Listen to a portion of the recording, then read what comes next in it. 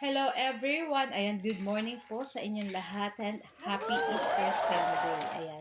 So for today's video, syempre pwede na po tayong kumain ng pork uli. Kaya naman magluto tayo nitong ating napakasarap na pork menudo. Kaya naman sa ating kawali, maglagay lang tayo ng katamtamang mantika at iprito po natin dyan yung ating carrot and yung ating patatas. So gumamit po ako ng 2 pirasong patatas at isang carrot na malaki-laki. Ayan. So, ipiprito lang po natin iyon and isa-set aside. Pagkatapos, iprito naman natin dyan yung ating hotdog. So, konting hotdog lang yung ating ilalagay.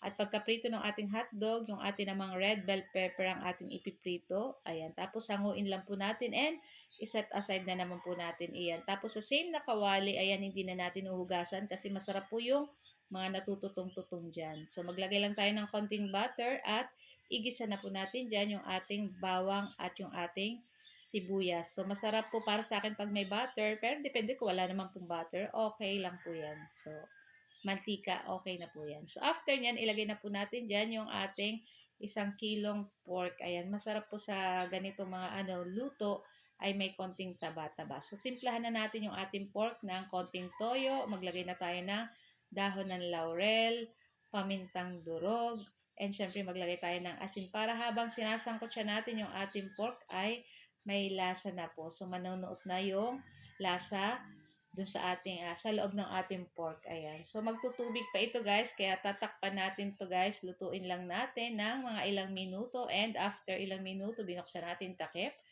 at makikita nyo guys ay nagtubig yung ating pork. Ayan.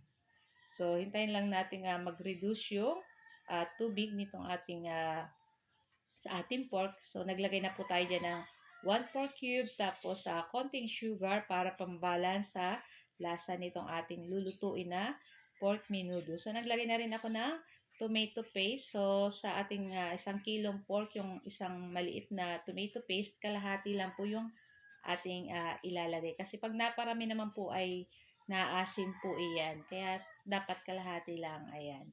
Tapos syempre maglagay na po tayo ng tubig at palalambutin po natin itong ating pork. So lutuin lang natin sa katamtamang lakas ng apoy. Ayan. Tapos takpan lang po natin para mas madaling lumambot. So malambot na yung ating pork dyan. Pwede na po natin ilagay yung ating atay ng baboy kasi ang atay po ng baboy ay madali pong maluto. Kaya pag yan ay nasobrahan ay natigas. So, ayan na nga at pwede na rin nating ilagay dyan guys yung ating napritong carrot and yung ating patatas. Ayan, pasaluhaluin lang po natin iyan. And pwede na rin nating ilagay dyan yung ating piniritong hotdog at yung ating red bell pepper. Ayan, naku, napakasarap nitong ating ganitong luto at talagang tiyak na magugustuhan na naman ang ating pamilya. Syempre, kahit yung ating mga anak, favorite yung mga ganitong luto. So, ayan na nga. At ilagay na rin natin yung ating raisin or yung ating pasas. At takpan lang natin ng ilang minuto. And that's it. At luto na rin to guys. At napakasarap nito guys. So, ito lang po ang ating video today. And thank you guys for watching. Bye!